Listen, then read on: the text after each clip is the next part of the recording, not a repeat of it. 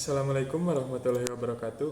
Kami dari kelompok 3 akan mempresentasikan tentang ukuran gejala pusat data belum dikelompokkan yang akan dipresentasikan oleh Enda Suhadi dengan NIM 17190036, Tiki Ramdhani 17190041, Ahpan Muharam 17190026, dan Firmanda Adi Perdana 17190072. Statistika adalah ilmu tentang cara-cara mengumpulkan, menggolongkan, menganalisis, dan mencari keterangan yang berhubungan dengan pengumpulan data yang penyelidikan dan kesimpulannya berdasarkan bukti-bukti yang berupa angka. Nah, di sini saya akan menjelaskan manfaat dari statistika, yaitu ada 3. Yang ke-1, menyajikan data secara ringkas dan jelas sehingga lebih mudah dimengerti oleh para pengguna. Yang kedua, menunjukkan tren atau tendensi perkembangan suatu masalah. Yang ketiga, melakukan penarikan kesimpulan secara ilmiah. Nah, di sini saya akan menjelaskan secara landasan teori juga. Di sini ada 2. Yang ke-1 adalah ukuran gejala pusat.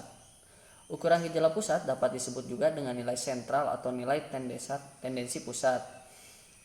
Nilai sentral adalah nilai dalam suatu rangkaian data yang dapat mewakili rangkaian data tersebut. Nah, yang terakhir yaitu data belum dikelompokkan. Data yang tidak dikelompokkan adalah data yang tidak disusun ke dalam distribusi frekuensi sehingga tidak mempunyai interval, kelas, dan titik tengah kelas. Macam-macam ukuran gejala pusat. Ukuran pemusatan data yang termasuk ke dalam analisis statistika deskriptif adalah rata-rata hitung atau min, median, modus, dan praktil atau kuartil, desil, persentil. Rata-rata hitung atau min. Nilai rata-rata hitung adalah total dari semua data yang diperoleh dari jumlah seluruh nilai data dibagi dengan jumlah frekuensi yang ada. Untuk mencari rata-rata hitung berupa data kelompok, maka terlebih dahulu harus ditentukan titik tengah dengan masing-masing kelas dengan rumus X sama dengan sigma FI MI per sigma FI sama dengan F1 M1 ditambah F2 M2 ditambah FK MK per F1 ditambah F2 ditambah FK. Median. Median merupakan sebuah nilai data yang berada di tengah-tengah dari rangkaian data yang telah tersusun secara teratur. Rumus median data belum dikelompokkan. Jika jumlah data ganjil, N sama dengan jumlah data, K sama dengan N dikurangi 1 per 2. Median sama dengan XK ditambah 1. Jika jumlah data genap, N sama dengan jumlah data, K sama dengan N per 2, median sama dengan 1 per 2, XK ditambah XK ditambah 1. Rumus median data dikelompokkan.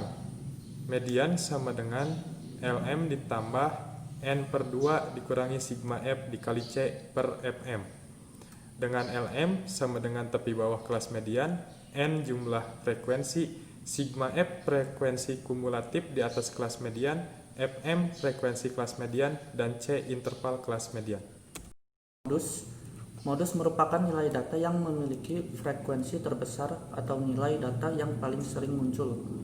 Rumus modus data dikelompokkan mod sama dengan L mod tambah D1 kali C per D1 ditambah D2.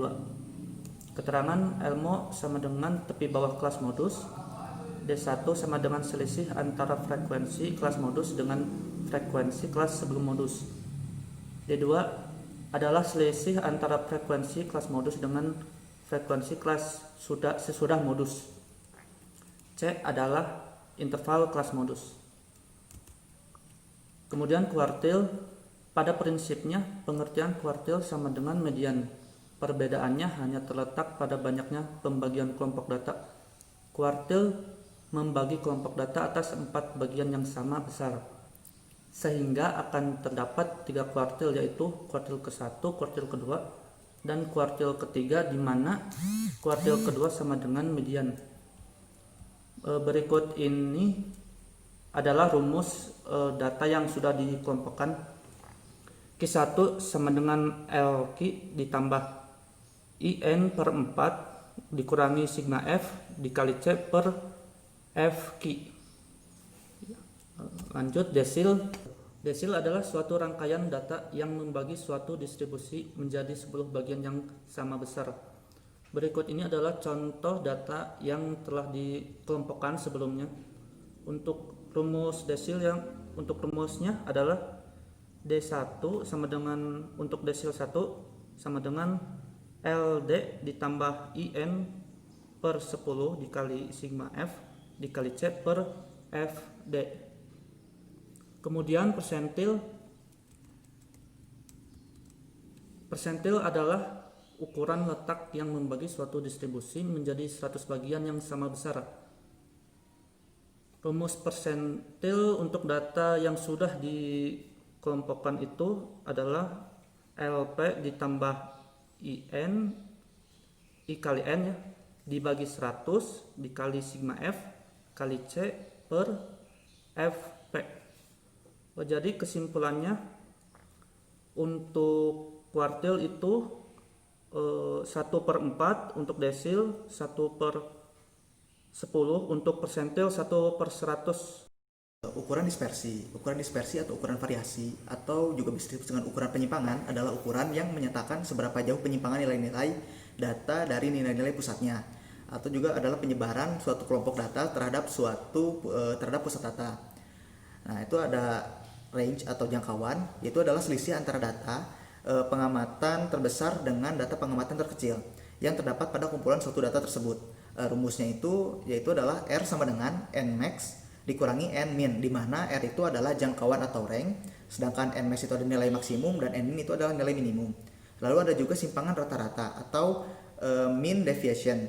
Mean deviation itu adalah jumlah nilai mutlak dari selisih semua nilai dengan nilai rata-rata yang dibagi dengan banyaknya data. Simpangan rata-rata atau mean deviation ini rumusnya terbagi dua, yaitu data tidak berkelompok dan data dikelompokkan. Untuk data yang tidak berkelompok itu adalah memiliki rumus di mana SR sama dengan 1/n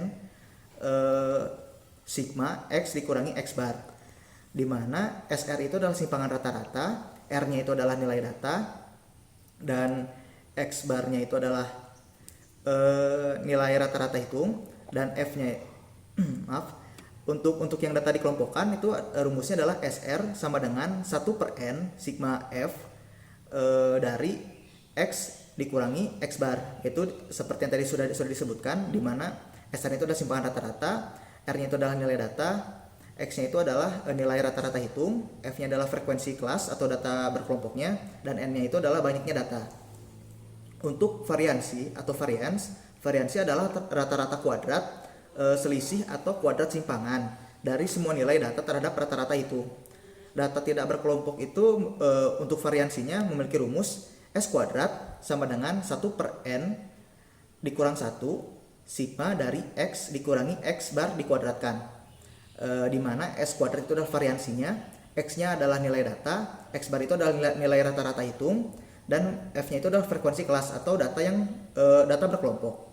Lalu ada simpangan baku atau standard deviation, yaitu adalah akar pangkat 2 dari variasi simpangan baku, yaitu S sama dengan akar dari S kuadrat.